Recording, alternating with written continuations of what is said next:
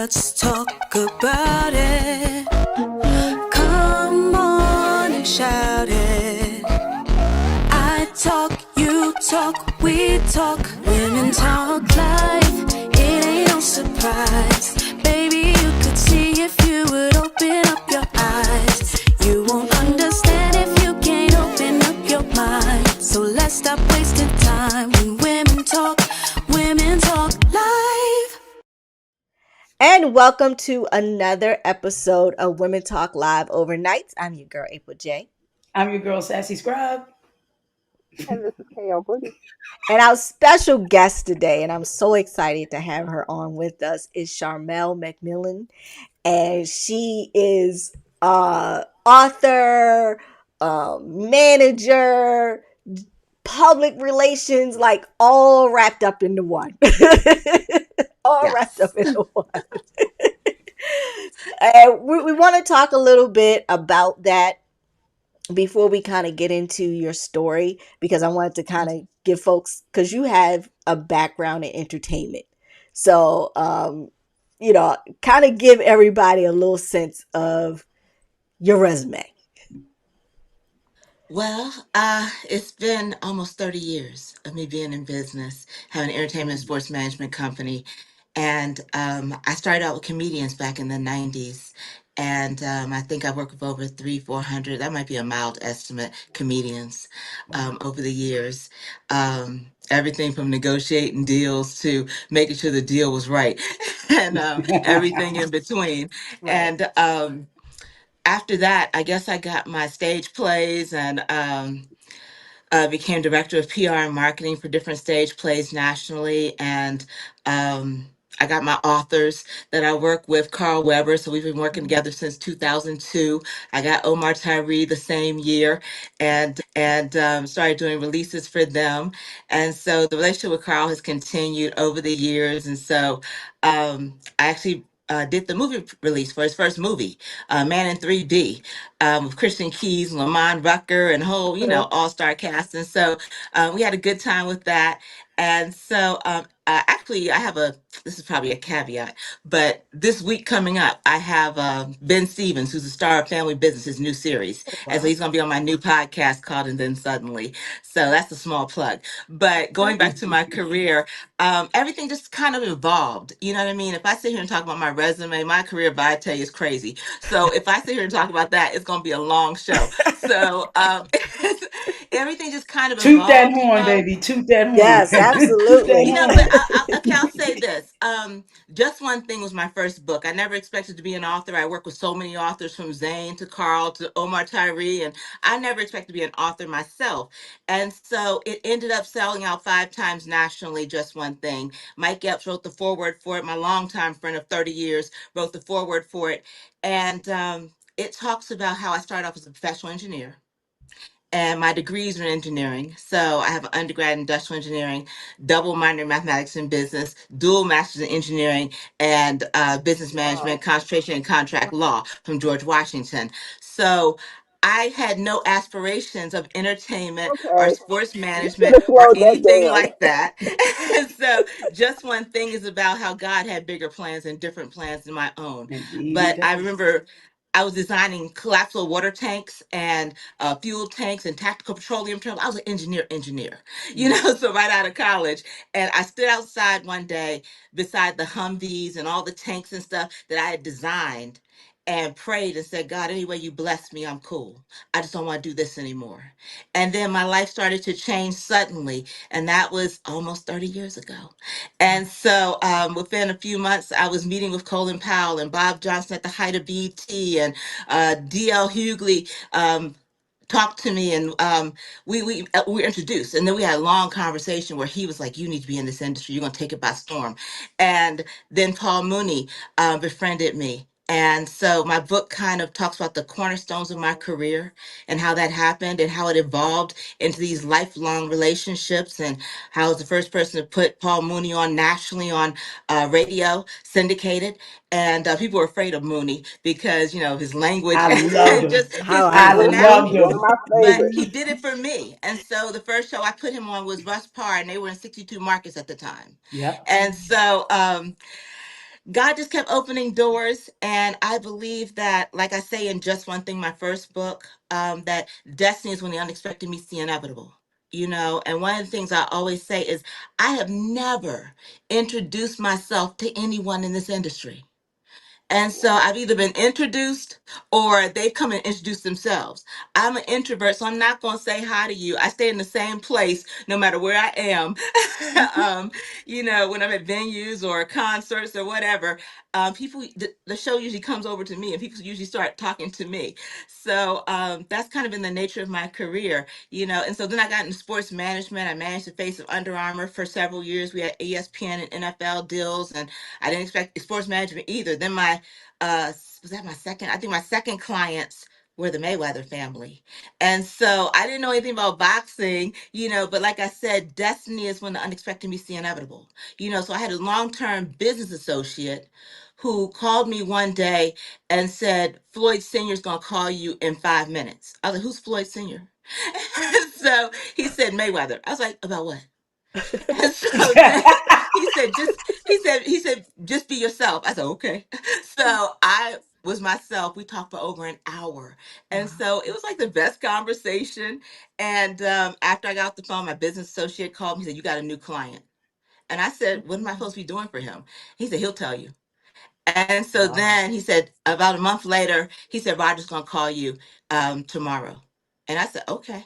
So then I Oh, met Roger and we sat around talking like we'd known each other forever. He said, you're going to have all the Mayweathers by the time I'm done. And so by Wow. the end of the year, Floyd Jr. had called me. And then a couple years later, after I've been working with Senior and on some different projects and stuff like that, um, I met Jeff, the other brother, who's an international boxing trainer. And so I ended up working with the whole family and representing them at the World Boxing Coalition. And, wow. it was a nice ride. I worked with them for probably like 7 years. We had like the most uncanny relationship, and it was nobody but God, who had, established all the stuff in my career, and so things just kept kind of mushrooming after that. And so music artists, I was a record label exec for a long time. I think that's when I met, pardon me, but your ex-husband. I No, met that's him. fine. That's That's how we fine. met. We don't Yeah, of speak of him. course. No, I'm Yeah, just of joking. course. No, no. No, No, it's but I got fine. to That's tell how my we story. met. That's how we met. How Go I yeah, ahead. how know. I'm just joking. serendipitous it was. He was working with Def Jam, Island Black, or doing Hmm. something with them, and we Right. had a record label called 410 Music in Hmm. Baltimore, which was born from the management company of Drew Yep. Hill. So Kevin Right. Peck was my business partner. So that's how I became a record label exec and vice president of marketing and handling stuff for the groups. And um, that's kind of how the music. And so a lot of my babies now are multi-platinum producers, and so they were like 17 years old back then, and so shout out to Wild Jones, who I just talked to last week, and he and his partner in crime. I mean, like, they are the power couple of power couples. Wow. They have Beauty in Black, and that was called Tyler Perry's new thing. They wrote the Yes, soundtrack for that. I think indeed. Love they're that. Yes, they're in Love consideration indeed. for that. a Grammy. Love it. Yeah, I mean, and so he's been the music director for Post Malone and Bryson Tiller, music director for Usher on the most recent tour, and my babies are doing it. And so when I Okay. talk to them, they're still like the same 17-year-olds. He said, remember when you cooked for us and you would come in the middle of the night and check on us at the different labels, and you bought like macaroni and cheese and all kinds of food because we hadn't eaten. We were like, we ain't had no money. They still talk about that. And Uh, so I just did what I felt was right, right. and I took care of artists over the years. Mm, Like I was saying to one of my guests the other night on my show, Griff from Get Up with Erica in the mornings, and he mm, says I helped establish his career, and so I decided to try to do the right thing. I didn't understand some of the nuances of the entertainment industry. I didn't understand. Let me holler at you after shows, and I was like, they told you what now? And so I would just step in and make sure everybody got paid or make sure things were done right. mhm, And I didn't think if people are relying on whatever you promised them and they're using their God-given talent to put on a show or whatever, you treat them poorly or treat them badly, you mhm. know? And so, longer story short, that's kind of how my career evolved into all the different facets of, the entertainment industry. I didn't touch on everything, but everything kept Yeah. evolving, naturally. It's a natural progression of things as God saw fit, o- and then I became an author. Okay. Yeah. So, All right. So we're gonna pivot just a little bit, because I do want you to be able to share your story because, like I said, you had a very powerful story, and it was so crazy because I think it was your birthday, and I said, I was like, oh, it's her birthday. I said, happy birthday, and then that's when we connect back up. And Yeah. so not well recently, you went through a battle that Yeah. you could have really lost your life. So I want you I to did kind lose my life. I came yeah, back. well, yeah, exactly. Exactly. Yeah, yeah, yeah. But I want you to kind of get into a little bit of that. Just kind of starting off like what happened, how you kind of, went through it, and just share your story. Share your story. Okay, so this is what happened. I was producing a series called Just One Thing after my book, right? And I had over 184 episodes on IG alone, to over 200 guests. I even did the Whisper's last interview while they were on tour together before the other twin got sick, before Sky got sick. Mhm. And so I was rolling, and then all of a sudden I wasn't rolling. And so I just started having back pain suddenly. And so I had to cancel whatever guest I had scheduled. And I called my female best friend and I said, you got to come see about me. I said, because I've been taking myself to doctors for the last 2 days and they keep telling me it's nothing. Just take some muscle relaxers. And I was like, it's not what they're saying. And nobody will help me. Nobody's taking me seriously. And, as a caveat, that's a problem, I think, in society that they don't take women seriously, women of color seriously, when it comes to our health, when it comes to our health concerns. And a lot of times we don't look like what we've been through. You know Right, what I Right. mean? And right. Right. so I Amen. never looked sickly. You know what I mean? So they weren't taking me seriously. I probably looked the They same as don't I look believe right us. this second, but Yeah. I was having excruciating back pain. And so they kept, blowing me off. So anyway, she took me to a couple different places, a couple different medical hospitals and stuff like that, and nobody was really taking me seriously. The final day, this lasted for about 6, 7 days, total. And so the final day, I was laying in pain all night long in my bed, and I heard her get up and walking around my house, and so I yelled out, "I need to go to the emergency room." And so she took me well, when I stood up, tried to stand up, kind of roll out of bed, because I was in so much pain. I couldn't feel my feet and my lower legs. And so somehow she got me to the hospital in like 5, 10 minutes and said, "You need me to have a wheelchair." I said, "No, I can walk. I just can't feel my feet hitting the ground." And so I got in there and I just felt like I couldn't stand anymore. So I stopped some man walking by and I said, "Sir," I said, "I can't stand anymore." I said, "My back is searing and I can't feel my feet and my lower legs." And so he went and got a wheelchair. I don't know who this was. It was a Saturday morning, took me out of the registration line, took me directly into triage. That was nobody but God. I don't even Mm, know how I finished registering or whether my best friend registered for me. He just took me directly into the triage nurse. There was no waiting. She hadn't even parked the car yet. That's how fast they were moving. And wow. so that was just God. And so I got in there, the triage nurse started taking out my earrings. I said, "What are you doing?" "Prepping you for the emergency MRI."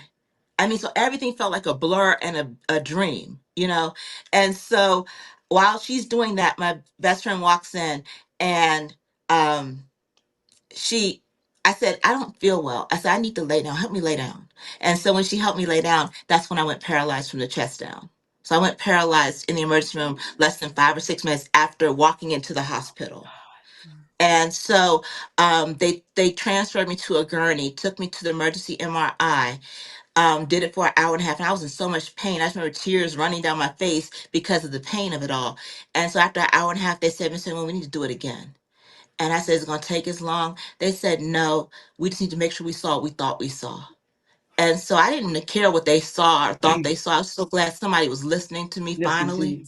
and taking me seriously. I was like, I pray they can help me. I don't know what they see, but I hope they can help me. So 30 minutes later, they said, "We're taking you to emergency surgery."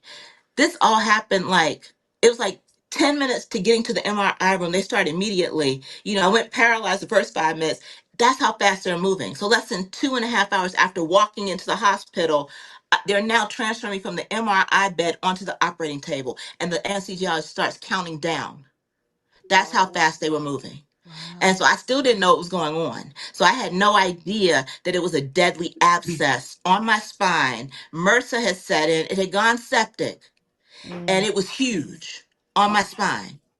And so They operate, I come through that. The next day, I'm in recovery.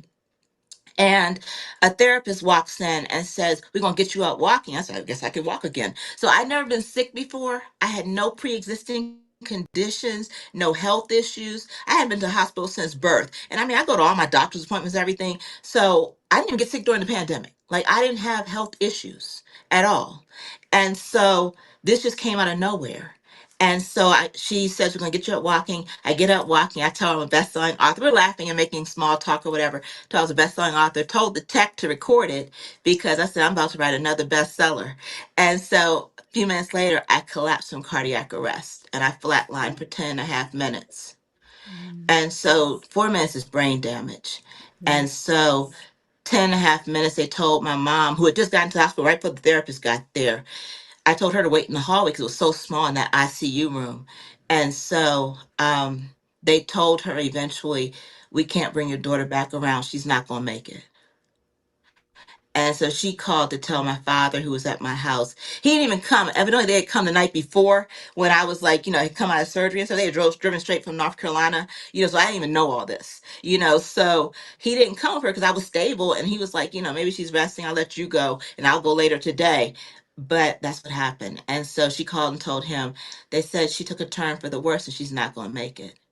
And they can't get her breathing again. And so then she called my brother, who's a minister, and he's in North Carolina too. And she said, he just started praying with me. And she said, "I never heard it before, but he started speaking in tongues." And she said, something in the atmosphere shifted. And she said, all of a sudden, someone tapped me and said, "Miss McMillan, we got her." And they had me breathing again. But from that point on, I was in a 10-day coma. And so after while I was in the 10-day coma, later that same first day, after flatlining for 10.5 minutes, I flatlined for 6.5 minutes later that day. And that's when they discovered both my lungs had filled to capacity with blood clots. Both my arms and legs had blood clots. I had massive double pulmonary embolism, massive DVT throughout my body. One blood clot will kill you. I had too many blood clots in my body and in my lungs to count. And so they couldn't figure out how to get me breathing again because there were too many blood clots to get oxygen back into the lungs. And so they did some risky procedure that was explained to me later would kill you, but I was already dead. And so they tried to blast the blood clots just enough to force some type of oxygen into the lungs. And so somehow it worked and they put me on a breathing machine.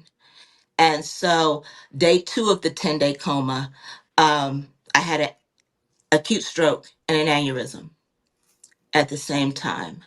And acute stroke is either deadly or brain damage. And, well, people know what an aneurysm is. And the third day, I started bleeding on my spine. And so spinal hemorrhage, which is also deadly. And they went in to do a second emergency surgery in less than 3 days. And so they opened up my back again to try to stop the spinal hemorrhage. And the prognosis is crazy. It's beyond grim. They don't know if I'm, one, going to wake up out the coma. 2, I'll probably be paralyzed the rest of my life, because I've had double spine surgery on my thoracic spine, and I've had an acute stroke and an aneurysm, all of which are debilitating to your brain. 17 minutes of lost oxygen in one day. And they just didn't hold out much hope for anything working out. And then if I did come through, I'd probably be brain damaged and, like I said, never walk again. And so, 7 days later, even though I had a 12-inch incision down my spine and 27 staples holding my back together with 3 drain tubes, and somebody called my name, and I was totally paralyzed while I was, in this coma again. And so someone called my name, I believe it was a nurse, and said, "Miss McMillan." And I opened my eyes and looked at the person who called me and said, "Yes." And so she just froze.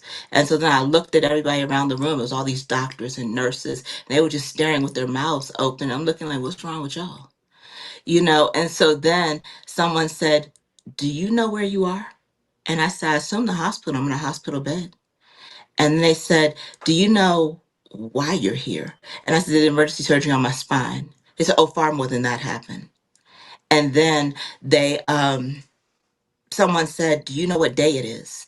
And I said, "No." They said it's March 14th. I said, ooh, a lot of days passed. Because I knew I came in March 4th. Mhm. Ooh. And I said, my mom's birthday's in 3 days. They said, when's your birthday? I said, June 14th. Oh, she's back.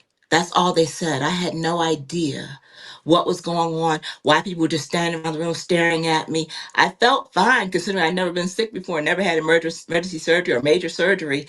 And so I'm just laying in the bed. And so I think it was 2 days later, a doctor came, a specialist came, and he said, we have to do an important test on your heart because we got to find this infection. I didn't know they were talking about MRSA and acceptance is set in. So they said, you got to sign a waiver because you could die during this test. Mm. And so What? yeah. And so it was major, the test. And so they actually had to do another procedure where they put me under general anesthesia again. Um, and so he handed me the pen. He put the pen in my hand, but I realized I couldn't write. And I said, "There's something wrong with my hand." And he was like, "It's okay." No, it's not okay. So the next day, so I Back. signed the waiver. They said it would take 2 days to get the results back. So meanwhile, all these specialists are coming to my room, and so I find out they had brought in 7 specialists from 3 different hospitals. Had never seen Wow. anything like this before, ever. It was the most catastrophic thing they've ever seen, really, in medical history, they're telling me. And so I don't know why they're coming to introduce themselves, but I found all that out later. And so anyway, they would come and say, I'm so and so from Georgetown, or I'm so and so from this hospital. I'm head of cardiology, I'm head of hematology, I'm head of this and that. And so then they would just stare at me. And it was just like so weird and, eerie. I'm like, what are you looking at? And they're like, a miracle. A miracle. Mm. So I said, oh, I said, well, thank you for whatever you did. And I smiled. And so then I would say the same thing to every single doctor. And so one lady came in, and so she said I had to come see it for myself. She was a specialist from Georgetown. So I had to come see it for myself. They said that you were alert and talking like nothing happened. And I had to come see it for myself. Wow. And so I said, I feel pretty good, I guess. I said, I've just been laying here, though I haven't, they moved my bed up. I said, but I haven't sat up or done anything. I felt fine. I didn't know I was totally paralyzed. Mm. And so I just thought, in my naivete, I knew I couldn't feel my legs. I knew I couldn't feel anything really, but I didn't think it was because I was paralyzed. And in my mind, I was like, well, they did spine surgery. That must be like when my mom talked about having kids and having an epidural. It must be something like that. They must have put a shot somewhere, so I didn't think, I thought my feeling would come back eventually, but I didn't know I was paralyzed. And Mm. so that's kind of what happened. So when they came back with the test results, the specialist said, we have your results. And I said, what did you find? And they said, there's no infection in your body. And so I said, what does that mean? That means you're the luckiest woman in the world. Mm. So as quickly as MRSA and sepsis had set in, God moved it. Mm. Wow. And so um, then I remember just realizing that I was paralyzed. And I won't go through the whole story because it's extensive, but I do talk about my entire journey in my new book, And Then Suddenly. Um, but one of the things was, I guess, last part I'll say is probably seeing my back for the first time, and not really having any scars on my body. And, I don't even get bumps on my face. So I was like, this was a new thing to me. And so then came to change my bandages one day. And I asked the nurse to take a picture of my back because I wanted to know what the aftermath of spine surgery looked like. I don't think I even knew. I still didn't know everything I had been through. I didn't know why everybody was in a hysteria. I was like, maybe, I know I was in the ICU for 25 days. I was in the hospital a total of 49 days, Mm. and so by this time I knew I couldn't walk, but I never used the word paralyzed in the hospital. I just said, I can't walk yet. Mhm. And so I didn't know what the prognosis was. Mhm. But there was one lead surgeon who says, I don't care, you're going to walk again. So I believed his faith.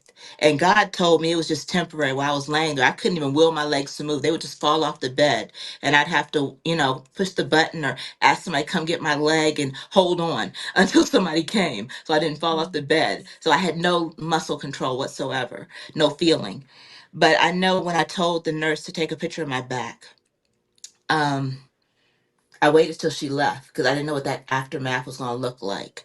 And so picked up my phone, I looked at my phone, and I saw this thing going down my back. It was long, and there were staples and holes for the with drain tubes. The drain tubes were connected, and I remember laying there counting the staples. There were 27 of them, and I started to cry for the first time in the hospital. This was probably after a week or two of being awake, and I started to cry. And then I stopped crying because God told me, do you remember the story of the Israelites crossing the Jordan River, and when they were instructed to gather, the 12 tribes were instructed to gather a stone, and that stone serves as a reminder of the promise God made to deliver them and to never leave them. And so I realized in that moment that the scar down my back was my stone. Because looking at me, you can't tell I've been through anything. Mm-mm. But Mm-mm. when they asked me, what's that going down your back? It's God's promise that He would never leave me. It's God's promise that He would deliver me from everything that I went through. 7 deadly emergencies at the same time. It's the covenant that God gave me in the hospital. It's just temporary. So I walked Amen. out of that hospital 7 weeks later, 7 days later. I'm sorry, 7 weeks later. I walked out of that hospital with a walker from total paralysis. A month later, I was walking with a cane. A month after that, I was scaling the walls in my house. I don't want to use a cane anymore. And so, if no one sees my back, they don't know what I went through. Mm-hmm. But the scar is my stone. The scar is proof of what God brought me through. And 49 days of laying on my back in a hospital. And so, and then suddenly, that's the story. Wow. Wow, yo, Wow. Jeez. yo, Oh, that's a I'm movie. speechless. I'm speechless. yeah. Yeah. You've been through a It's lot, and that's yeah. all God. And your Yeah. smile and the light in your eyes is, yeah, there's no way you would know. Mm-mm. No way you No, would know. That is Yeah. amazing. Not at all. That's why I said it's definitely an inspiring story. absolutely, Because for you to have absolutely. come through for what you come through, you were a Yeah. testimony for somebody else. That was a Yeah. testimony. All, yeah, Oh, yeah, phew. right. Yeah. Yeah, me tearing up over It's, here, like, oh Yeah. my That's like a God. sermon. And I'm You know sassy. what I'm I'm tough. No, I mean, I feel blessed, and some of the chapters that, I put in the book, are a testament. People actually requested what they wanted in this book. And I never saw myself as an author. I never wanted to be an author. I've worked with authors, like I said. I have a publishing entity long before I became an author. I released titles for other authors, but I never saw myself as being an author. But I think it was maybe like 2 months before anything happened. Like I said, everything happened suddenly, literally. But 2 months before, one of my artists called me and he said, you're about to write another bestseller. And I said, well, God's got to do another miracle, baby.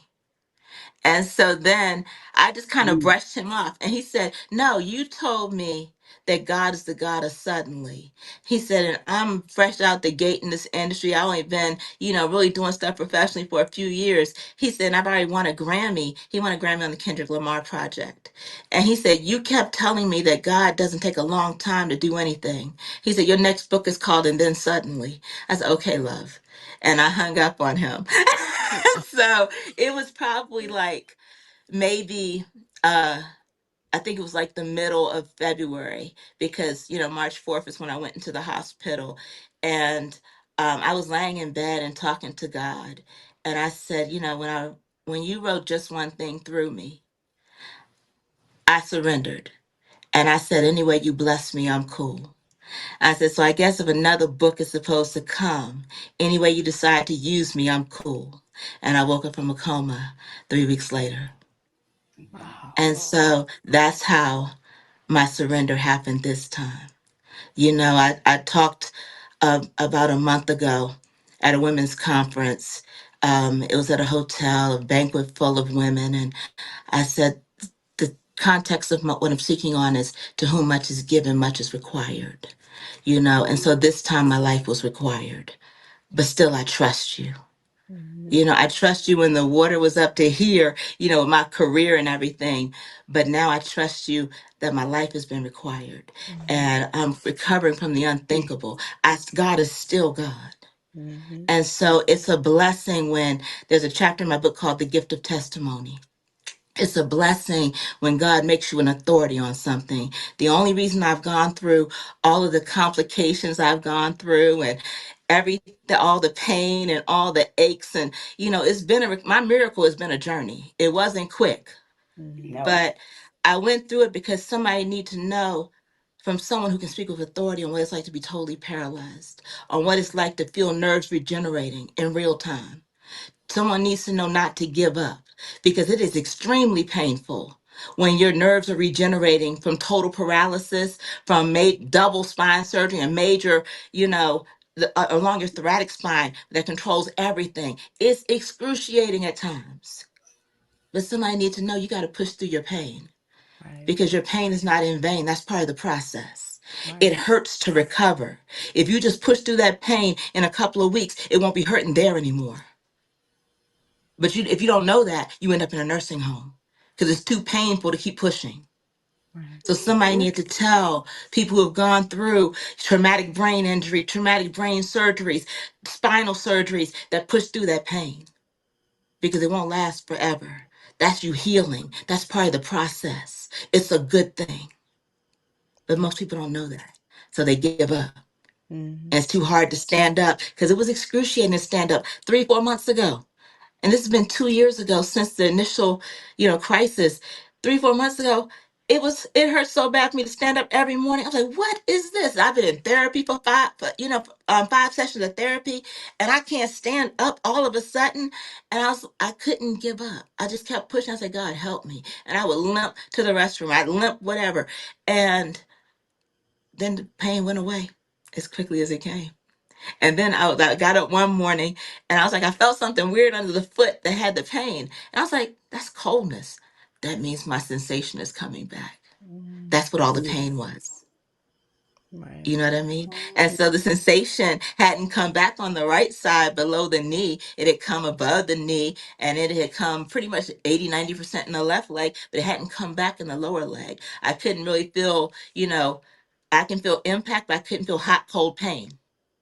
And I started feeling hot, cold, and pain. So I was like, that's why. And I went to my one of my physical therapists, and I said, I'm in so much pain. They're like, you couldn't feel pain last month, could you? I said, no. And so now I realized I started rejoicing in my pain, And so one of the themes from when I spoke last, your pain is not in vain. And that doesn't just apply to recovering from paralysis and other things like that. Whatever you're going through in life, there's some pain in growing. There's some pain in expanding. There's some pain in going to places you've never been before. But it's not in vain. Somebody needs to know to hold on and not give up. Whatever you're going through is not for you. It's for the person you're going to bless. It's for the person that you're going to inspire. It's for the person you're going to tell it's going to be all right after a while. And so when I do my new show on IG Live called And Then Suddenly, I said the other night when I did the premiere show with Ryan Davis as my guest, this isn't about me recovering from total paralysis and spine surgery and all the medical emergencies. This is about me being able to say with authority, if God can bless me through all of that, he can find you a job. He can save your marriage. He can heal your body. If he can do what he did in my body, all of that at the same time, and I can still smile and say, God is still God. He can fix whatever's going on in your life. Whatever the doctor said is impossible, God specializes in the impossible. And so the only reason I went through everything I went through is so I can say with authority, God is still God. Amen. Amen. All right. So Woo. listen, we're this was part one. Ooh. So you want to Part listen one. next week for part Part two. one. Yeah, I know. Yeah, we're Ooh. gonna let everybody get themselves together. But so let me give my final thought. But please tune in next week for part two, because we want to get into more of what's next, more about your new podcast, and what's to come. All right. So my Awesome. final thought for today is rise above the storm to discover the sunshine of wisdom it brings. All right. All right. This is Women's Talk Live Ooh. Overnight with your girl, April J.